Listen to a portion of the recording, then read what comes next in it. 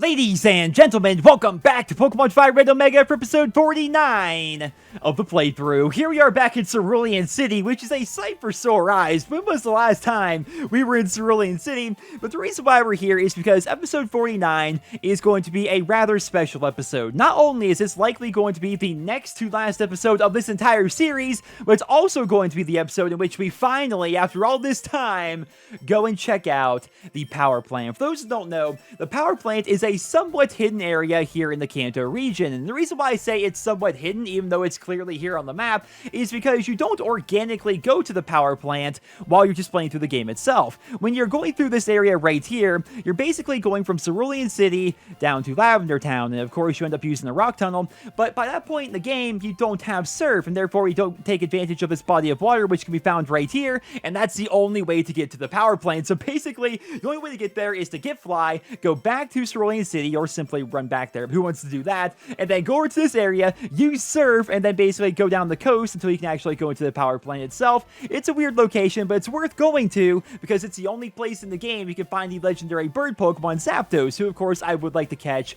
for this particular series. So we're going to be doing that here today, but just to make things a bit more interesting, because the Power Plant is designed for lower levels and not the 60 to 70 Pokemon that I have right now, we are basically going to rebuild our team just for this episode, which is going to be a bit weird, right? We're taking Electabuzz, who we've had ever since Pallet Town, and putting him inside of the PC. We're doing the same thing for Tauros, same thing for Typhlosion, same thing for Starmie, same thing for Golem, but not for Dragonite.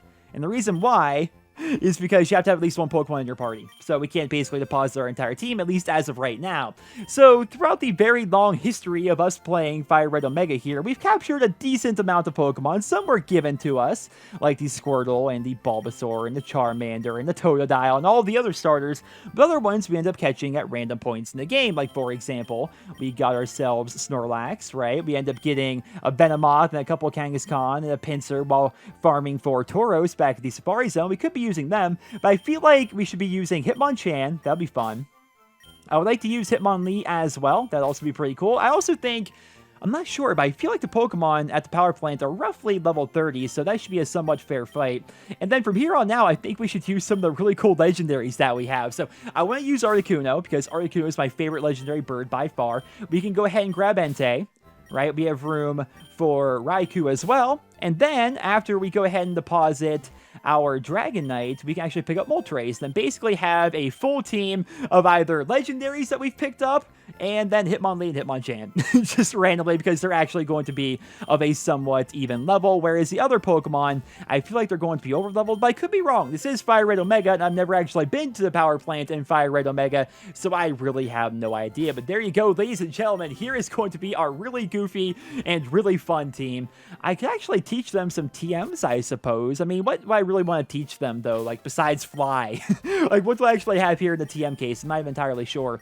I think I got rid of the vast majority of my TMs, because at one point in the game, I was super broke trying to take on the Elite Four and defeat the Elite Four, and I suppose I should actually discuss that. Some people have asked about whether or not I am going to go back and re-challenge the Elite Four. I don't think I'm really going to, and the reason why is because I feel like at this point, me taking on the Elite Four wouldn't be super interesting. The ally prevents status reductions. Mind Reader. I don't really like either of those moves, really. We'll go ahead and just get rid of that for Fly. The reason why I don't want to take on the Elite Four again is it took me, I forget, like a ridiculous amount of tries to beat the Elite Four initially. And to me, it was like this really climactic moment of, yes, we finally did it. We actually took them on. We actually defeated the entire Elite Four, and we're going to need to get Pokemon that serve. It felt really cool to actually be able to do that, right? And to go back and do it again, I think it'd be less climactic this time around, while at the same time, there's now a power leveling mechanic in the game, and I could just like really easily over-level my entire party, which I think would be kind of defeat the entire purpose, right? So I don't know, it just doesn't seem like it'd be something that would be that much fun for me to actually go ahead and do. Who do we drop here, guys? I actually don't like this, man. I wanted to use basically this entire team. I like Hitmonlee more. I guess we can drop Hitmonchan. It feels bad, man. It feels bad that we're going to have to exclude Hitmonchan from the fun here, because I don't think, I'm pretty positive there's no way of accessing my PC once I get over there. So, who do we get here? Do we get Totodile? Do we get Squirtle? It's Gen 1. I think we get Squirtle. I think we pick up the Squirt Man, and we and we teach him Surf, and he's going to be the one that actually gets us there. Though if you think about the logistics of all this, we have a little 2-foot-tall turtle, and we're basically going to be riding on his back for some amount of distance to actually reach the power plant. It's kind of weird. It's kind of weird if you think about it. But let's go ahead and teach it to him. He's already got, I guess he is level 20, so it would make sense. And we can just drop the water gun because Surf is a much better version of water gun. So that's kind of the plan. So I think for this episode, you know, we're going to go to the power plant. That's going to be a lot of fun. And then for the final episode, for episode 50, which is kind of cool, it would end off at 50 episodes in my opinion. I keep getting super ahead of myself. I apologize for this, but I think we might need to go get Chikorita. I think we need to have a Pokemon that can no cut. We'll see. We'll see. But for episode 50, the plan is to go ahead and try and catch all the legendary Pokemon that are in Traveler's Tomb. And then on top of that, of course, go after Mewtwo, right? And try and end off things that way. Can I teach any of these Pokemon cut? Is it possible? Hey, we can actually teach a couple of them cut. It seems like sacrilege. I know. It seems like sacrilege. But keep in mind, I can use the move deleter if I wanted to. But also, it's the next to last episode. So it kind of feels okay to be teaching. Whew. This does not feel right. Does not feel right, but I'm about to teach an Entei cut. Have you ever think you'd see that in a Pokemon Let's Play? Ever? Ever once? Probably not. Probably not, but it's okay. So go ahead and cut that down. Like I said, this place also is just super out of the way, you know? Yeah, I mean, if you want to get to this location, you have to go out of your way. You have to get a Pokemon that knows cut. I mean, it's so weird, but it's also worth it. It also goes back to that entire old school idea of using RPGs. And even though it doesn't really specifically tell you, hey, go to this area, it kind of does. If you look at the map, it says, hey, there's a power plant there. Gee, I wonder how I get to the power plant. Guess I'll go to that section of the map and explore a little bit, and then eventually end up finding it, right? Whereas, oh man, I'm never gonna be over this, but when you go back to, what was it, 6 Island, to get inside that one special area, you have to use cut, and the only tip they gave you was the cut was in Braille on the door. It makes no sense whatsoever. Do we battle this guy? It looks like we do. Whoa, you come all the way here? Maybe you're a Pokemaniac too. You want to see my collection? I mean, pretty much. But as you guys can see, it's a pretty cool location to have the power plant be. What level are the Pokemon? Yeah, I didn't think the Pokemon were going to be much higher than 30. Look at Hitmonlee. Let's go for it. Do we go high jump kick? I think we go high jump kick. That's iconic right there, man. That is an iconic move if you ask me. Taking them out. Now, is the thing with high jump kick, if you miss, it does damage to you, and it's not exactly a super accurate move. Oh, look at that. Look at that. The one type you're weak to, Lickitung.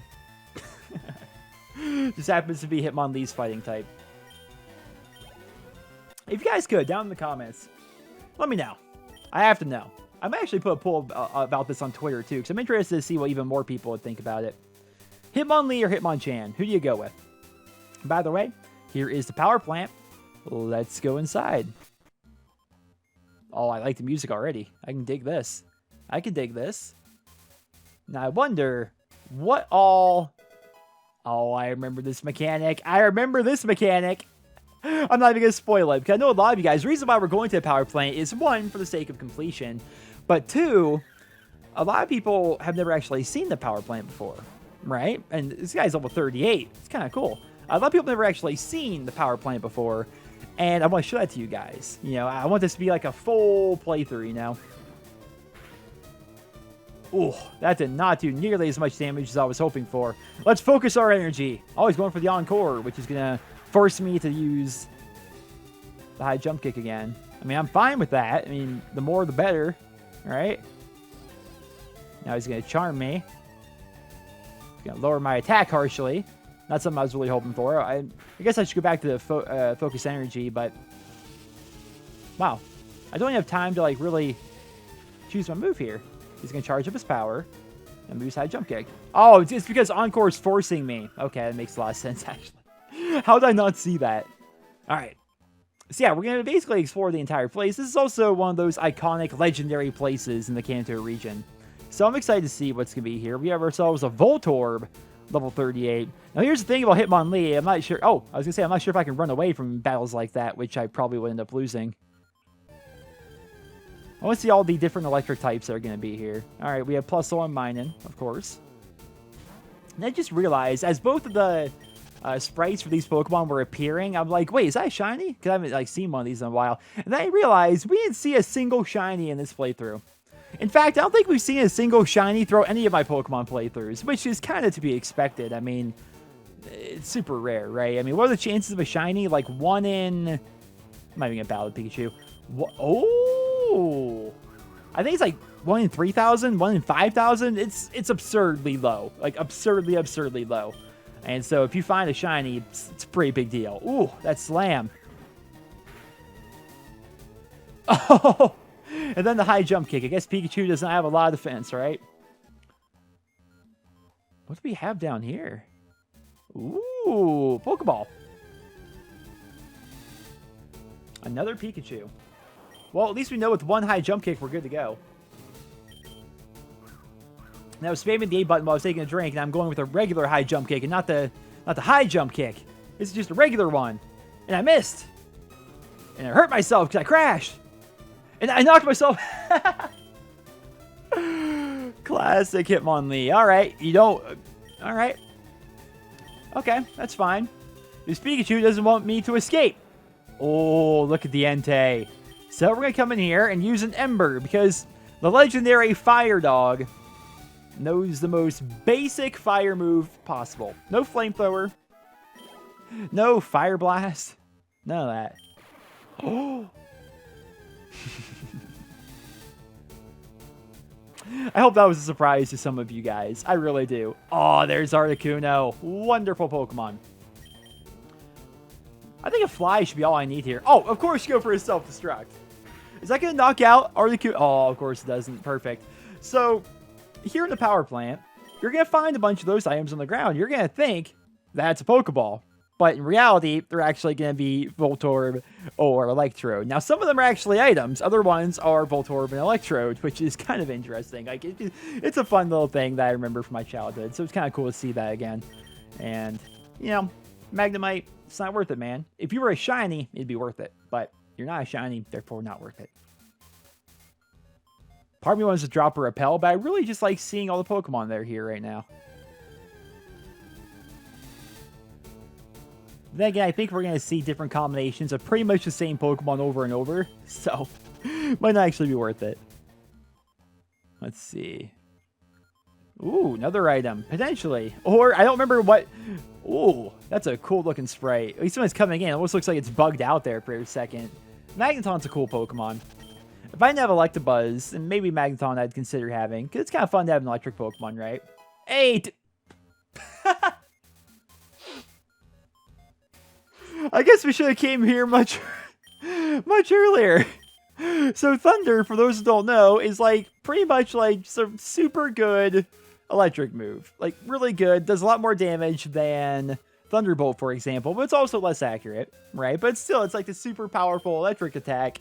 Would have been nice to have that on Electabuzz, not gonna lie. What's the other move that we taught him a while back? I can never remember the name of these things. Volt Tackle? I think it's Volt Tackle. But the thing about Volt Tackle, even though it does a good amount of damage, I think it may do less damage than Thunder. I could be wrong about that. But it also, you know, does recoil. So 33% of whatever damage I do with it comes back and attacks me. So, I mean, that's not an issue when you're using Thunder, right? I mean, how can people not like Articuno? How can Articuno not be everybody's favorite legendary bird? Anyway, I mean, there's other legendaries that I can see people wanting and thinking of them as like the better Pokemon, but when it comes to the birds, I mean, Articuno. And then again, Zapdos is pretty freaking cool. If you've never actually seen a Zapdos, we will be seeing one here in this episode. Let's go ahead and drop the all the way down here. Goodness gracious. Let's go ahead and drop the Max Repel. Go ahead and do that. Just so we can walk around here without being bothered, pretty much. Oh, it doesn't stop these guys. So some of these, again, some of these are items. Other ones aren't. All right, let's go Articuno.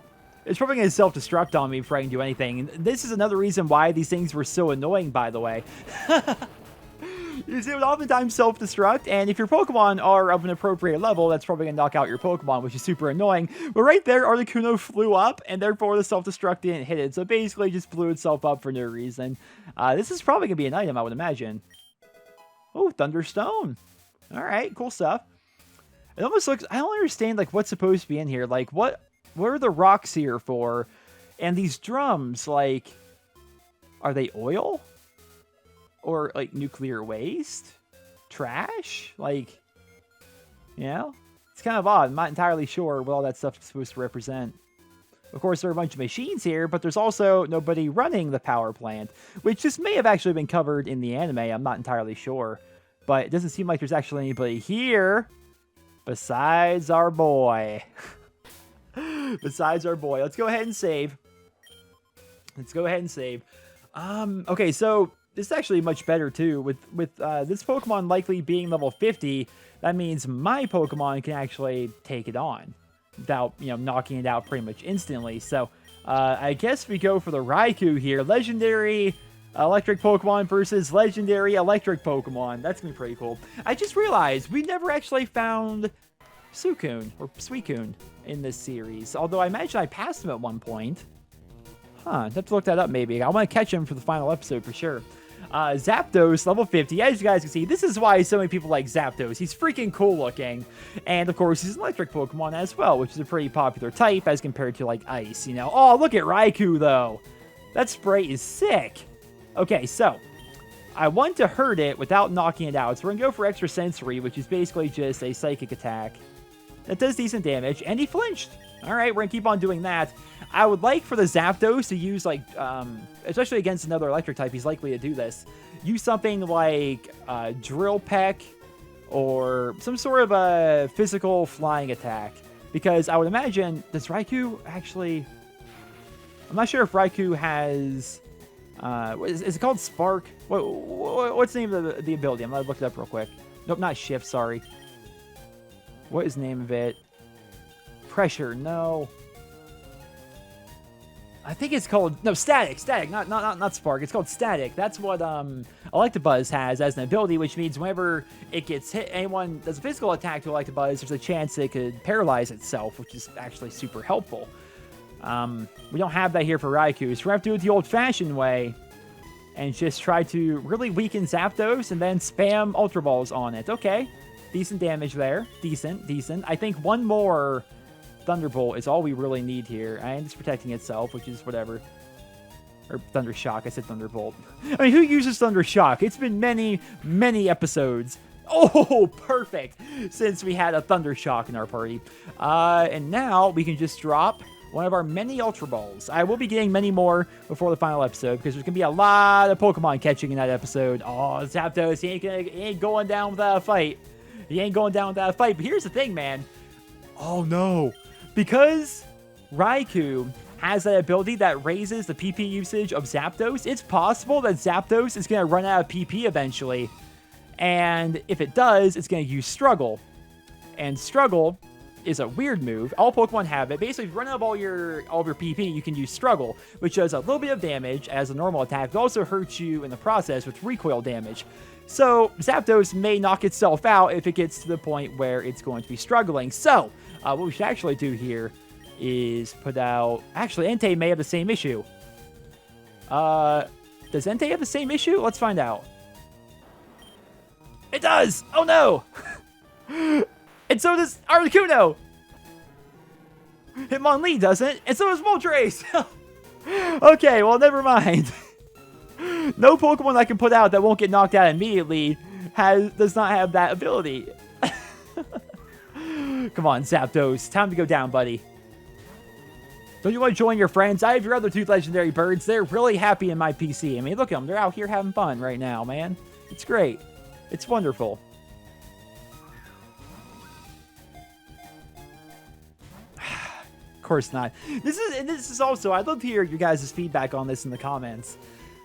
I'm not sure how to do the final episode, right? Because if we're going to be catching, hopefully, all the Pokemon that are in Traveler's Tomb, and then, of course, going for Suicune, wherever he is, and then, of course, Mewtwo, episodes like this can be kind of boring, can't they? Like, I lower the Pokemon down, and then I just spam Ultra Balls until eventually it gets caught. And if it doesn't get caught, I'll probably just reboot the save. It's like, well, how should I handle that, you know? Like, should I show myself getting up to the point where, you know, getting the Pokemon to the point where he's pretty much able to be caught, and then basically skipping ahead in the video to when he's actually being caught? Or I'm not sure how to do that, because I feel like, I don't know, in terms of content, watching a bunch of Ultra Balls being thrown is not exactly the coolest thing ever. Especially, I mean, for this episode, I think it's okay, because of course it's Zapdos, and it's the only legendary Pokemon we're going after. But when we're going after several, somebody said there's like 15 of them in the cave. I don't think it's actually true, but there's at least 3 of them I know for a fact. And of course, Mewtwo and Suicune. So we're going for at least 5 legendary Pokemon in the next episode. And it's like, well, do we want to show the entire catching process, or maybe just the setup to it, and then maybe 1 or 2 attempts, and then of course the actual catch itself? I think that's probably going to be the best way to do it. But of course, I'm always open to feedback from you guys. But it's weird at the same time that we're so close to the end of Fire Red Omega. I gotta say, I thought the series would go a lot faster. I underestimated the amount of time it would take to actually beat the entire game. Like, in my head, I was thinking, like, it'd take 6 hours. Like, 6 to 8 hours, like, to get through the entire game. And how many hour-long episodes have we had? Like, 20? Like, something like that. Most episodes, on average, are 30 minutes to an hour, sometimes even more than that, which is absurd. And, yeah, so it took a long time. Of course, running 2 channels as well, it made it difficult to get an episode out every single day, but it was fun. It was a lot of fun to go back through here and re-experience pretty much everything in the Kanto region yet again, but experience it with a new flavor, with a new twist, of course, with different starters, different rivals, different Pokemon appearing in different locations, having the gym battles actually being difficult. That was a lot of fun. But I'm excited for new beginnings, I suppose, here on Nero's Let's Plays. It's not going to, obviously, be the Madden series going on, and I'm not sure how to handle that. Oh, exactly. I'm kind of thinking a new episode every other day, because I feel like if you spam them too much, it might be hard to follow. So I'm kind of like looking to do another series along with that, and oh, there we go. And I'm not sure what series that would be, and I'd love to hear what you guys think about that down there in the comments. I wish it'd be Borderlands 3, if that game were to freaking come out already, but of course, now I think about it, I mean, Fallout 76 is right around the corner.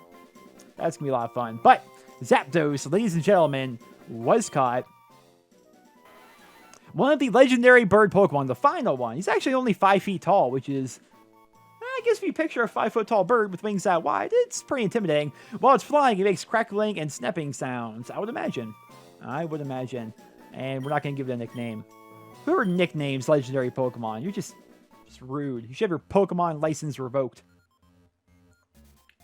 I feel like there's more to this area, isn't there? We can sprint in here. I feel like I missed out on like a certain part of the power plant here. Yeah, there's an item right there that we missed out on. Yeah, I could have sworn. It was right back here towards the beginning, though. And I kind of just had to like make a decision as to where to go, and you know, and we ended up making our way all the way to Zapdos. Oh, wrong tab entirely. What am I doing here? You think somebody who's this many episodes into the series would, you know where his items are, but apparently not. But yeah, it's right back here towards the beginning. We end up going down instead of right. And so, yeah, right here, one of these guys is going to be a Pokemon, and the other is going to be an item. Let's put Moltres in, because we've seen every other Pokemon in our party, with the exception of Squirtle, of course. We got Protect. Not a bad move. Actually, a pretty good move, depending on the situation. But just for the fun of it, let's go... Oh, an Elixir! Oh. I thought... This music is getting loud and intense right now. I kind of like this, by the way. But I could have sworn that was going to be... Huh. Guess not. I guess I was going to be... I guess it's not going to be a Voltorb or an Electrode. It's fine. I want to see a Voltorb and Electrode. Actually, I kind of did. I want to do one little battle with Moltres, just so we can actually see the Moltres sprite. And I think the best way to do that would be fighting a wild Pokemon. So... This poor Minun. Is it Minun? I think it's Minun. Look at him. I will say, Moltres has a pretty good sprite, and he also has a really cool sound when he comes out. But for some reason, he just... I don't know. He's my least favorite of the legendary birds. He just is. I mean, Articuno is by far my favorite. Zapdos looks way too cool. And then there's Moltres, who's good, but just compared to the other ones, I feel like he just It's hard to compete, man. It's hard to compete. But then again, I did have a Moltres in my original Let's Play. The first Let's Play I ever did on YouTube was on this channel back in 2000... Was it 11 or 12? No, it's 2012. I started Near Cinema in 2011, and then I got partnered with Machinima in January of 2012. And that's why I made this channel. The reason why, actually, was at the time... And this is kind of like the origin story, I suppose, of Nier's Let's Plays. But at the time, I imagine to this day as well, Machinima offered you the ability to partner 2 channels when you got your original partnership. Like when you signed your original contract, they gave you the ability to sign your channel as well as a backup channel, because way back when, many channels were being shut down for copyright. And check out this little area right here. So a lot of people had what we called a backup channel, just in case for one reason or another, our original channel, our main channel, were to get shut down. I didn't have a backup channel, but I decided to make one. I'm like, well, heck, I mean, if they're going to let me partner 2 channels, I might as well take advantage of that, right? I wish I had a face cam right now. This was here the whole time?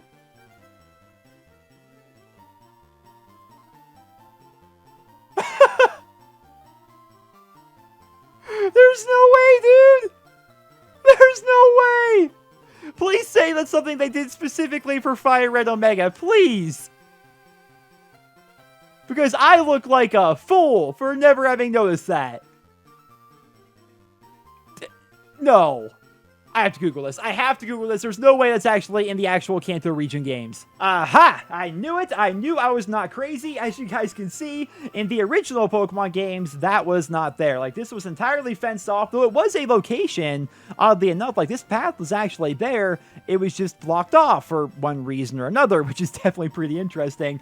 But going back to the story, I had the ability to partner a second channel, and I thought, why not go ahead and do that? Lots of Call of Duty channels, at least at the time, also had a Let's Play channel, and so I thought, okay, I'll do the same thing. I'll make my own Let's Play channel, and then I decided to do a playthrough of one of my favorite games of all time, Pokemon Fire Red, and that was my very first Let's Play here on YouTube. It was not exactly the best Let's Play ever, but it was my first one, and I had a lot of fun with it. For some reason, it also got a lot of views, at least way back when, and so it was a lot of fun. I got Moltres, he was part of my team, and so, yeah, that's the story of Nier's Let's Plays and how it became to be, and since then, we've made thousands of videos over the course of the almost 7 years now this channel has been active, which is pretty freaking insane. We're actually coming up on the 7-year anniversary this January, which is going to be pretty fun. But ladies and gentlemen, that is all I have for you guys here today. I hope you enjoyed the 49th episode of my Fire Red Omega playthrough. If you did enjoy the video, please drop me a rating, and I hope you guys all have a wonderful day.